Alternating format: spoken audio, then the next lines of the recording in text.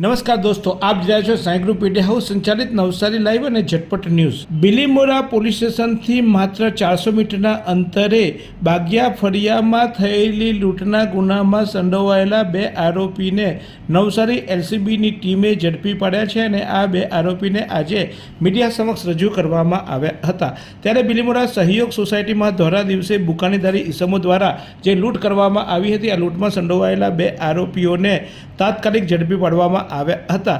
ત્યારે આ સમગ્ર ઘટના અંગે જોઈએ તો બિલીમોરા બાગિયા ફળિયામાં આવેલ સહયોગ સોસાયટીમાં રહેતા મિતાબેન મહેશભાઈ ગાંધીના ઘરે 27/2/2025ના રોજ તેમને ઘરે કામ કરતી બહેન ગીતાબેન અશોકભાઈ પટેલ સાથે હાજર હતા। ત્યારે લગભગ 11:30 વાગ્યાના સુમારે 2 લોકો આવ્યા હતા અને આ બંને બુકાનીધારી હતા। બંનેએ આ મિતાબેનના ઘરે ચપ્પુ મૂકી ગળામાં પહેરેલું મંગળસૂત્ર છૂટવી નાસી છૂટ્યા હતા। જોકે આ ઘટનાની જાણ થતાં તાત્કાલિક સ્થાનિકો પણ દોડી આવ્યા હતા અને આ જે લૂંટારૂ હતા તેને ઝડપવા માટેની કામગીરી હાથ ધરવામાં આવી હતી। ત્યારે મળેલી બાતમીને આધારે પોલીસે 2 આરોપીઓને ઝડપી પાડ્યા છે અને 2 આરોપીઓએ આ સમગ્ર ઘટનાને કરી હોવાનું કબૂલાત કરી છે।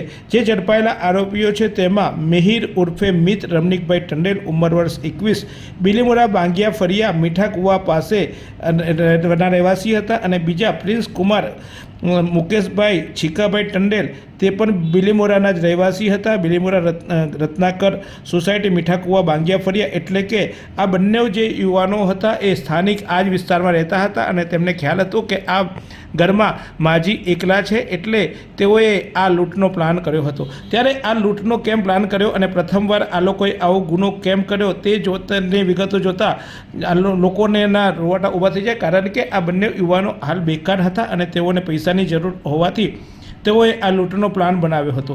મળતી માહિતી મુજબ મિહિર છે તે દુબઈ જવાનો હતો અને દુબઈ જવા માટે તેને પૈસા જોઈતા હતા। જ્યારે પ્રિન્સને ચૌધરી ચાઇનીઝની ફ્રેન્ચાઇઝી લેવાની હોવાથી પૈસાની જરૂર હતી, તો પૈસા કેવી રીતે ભેગા કરવા, એટલે કે વેપાર ધંધો કરવા માટે અને નોકરી કરવા માટે જે પૈસાની જરૂર હતી, પૈસા કેવી રીતે ભેગા કરવા તે માટે તેઓ વિચારણા કરતા હતા અને તે અંગે તેઓએ લૂંટનો પ્લાન બનાવ્યો અને આ સમગ્ર ઘટનાને અંજામ આપ્યો। ત્યારે આ સમગ્ર અંગે નવસારી જિલ્લાના પોલીસ અધિક્ષક સુશીલ અગ્રવાલ શું કહી રહ્યા છે તે જોઈએ। આગામી 27 ફરવરીના રોજ નવસારીના બિલીમોરા પોલીસ સ્ટેશનની સહયોગ સોસાયટીની એક ઘટનાની અંદર 2 દુકાનીધારી એક ઘરની અંદર ઘૂસી જાય છે। સવારે 11:30ની આસપાસનું આ બનાવ છે। તે ઘરની અંદર ઘૂસ્યા પછી તે ઘરની અંદર રહેતી મહિલાને એક ચપ્પુ બતાવવામાં આવે છે। હાથથી એમનું મોઢું દબાવીને ચક્કુ એમના ગરદન ઉપર મૂકીને એમના ગળામાં પહેરેલા મંગળસૂત્રની લૂંટ કરવામાં આવે છે। તાત્કાલિક તે બંને આરોપીઓ ત્યાંથી નાસી જાય છે અને નાસીને પછી પોલીસ દ્વારા જ્યારે આ ઘટનાક્રમની જાણકારી પડે છે ત્યારે જુદી જુદી ટીમો બનાવીને તે એરિયાના સીસીટીવી ફૂટેજ ચેક કરવાની કામગીરી અને ટાવર ડમ્પ અને ટેકનિકલ સોર્સિસથી બધી કામગીરી પોલીસ દ્વારા અને લોકલ ક્રાઇમ બ્રાન્ચ દ્વારા હાથ ધરવામાં આવે છે।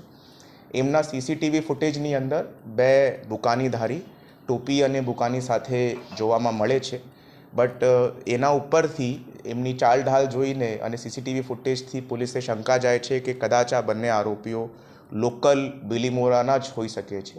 એના પછી પોલીસના કોન્સ્ટેબલોના નેટવર્કથી અને હ્યુમન સોર્સિસના ઇન્ટેલિજન્સ નેટવર્કથી અને અમારા બાતમીદારો અનુસંધાને પોલીસે 2 આરોપીઓ ઉપર શક જતા એમને રાઉન્ડઅપ કરવામાં આવે છે અને એમના દ્વારા આજે એમની અટક કરીને એમનાથી 100% મુદ્દામાલ રિકવર કરવામાં આવે છે।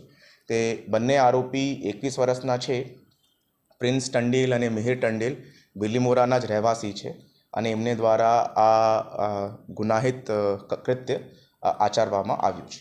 તો આપે જોયું કે પોલીસે ખૂબ સુંદર કામગીરી કરી છે અને આ 2 લૂંટારુઓને ઝડપી પાડ્યા છે। આ લૂંટારુઓ જે યુવાનો છે એમનો બીજો કોઈ ગુનાહિત ઇતિહાસ નથી, પરંતુ તેમને જે આ લૂંટમાં મુદ્દામાલ હતો તે ઝડપી પાડવામાં આવ્યો છે અને લૂંટનું જે કારણ જેમને જણાવ્યું છે એ કારણ જો સાચું હોય તો ખરેખર તો એક આ ચિંતાનો વિષય છે, કારણ કે આજના યુવાનોને નોકરી ધંધો કરવા માટે પૈસા નથી, મૂડી નથી અને બેંકો કદાચ લોન આપતી નથી અને લોન માટેની વિવિધ જાહેરાતો થતી હોય છે, પરંતુ પૂરતા ડોક્યુમેન્ટ્સ નહીં હોવાને કારણે આવા યુવાનો પગભર થવા માટે જ્યારે આ લૂંટનો સહારો લેતા હોય ત્યારે એ ખૂબ ચિંતાજનક વિષય છે. બિલીમોરામાં બનેલી આ ઘટના સમગ્ર વિસ્તાર માટે ચકચારી મચાવી જાય છે, કારણ કે જે ધોળે દિવસે એક તો લૂંટ કરવામાં આવી હતી, ધોળે દિવસે લૂંટ કરાયાની ઘટનાથી તો લોકોમાં ભયનો માહોલ હતો જ, પરંતુ જે રીતે હવે આ યુવાનોએ લૂંટ કરી અને લૂંટનું જે કારણ છે એ જાણીને વધુ ચિંતાનો વિષય છે. ત્યારે નવસારીમાં બનતી આવી ઘટનાઓ તમારા સુધી પહોંચાડતી તમારી એકમાત્ર ચેનલ નવસારી લાઈવને શેર કરો, સબસ્ક્રાઈબ કરો અને વધુમાં વધુ લોકોને વિનંતી કરો કે આ ચેનલને સબસ્ક્રાઈબ કરે.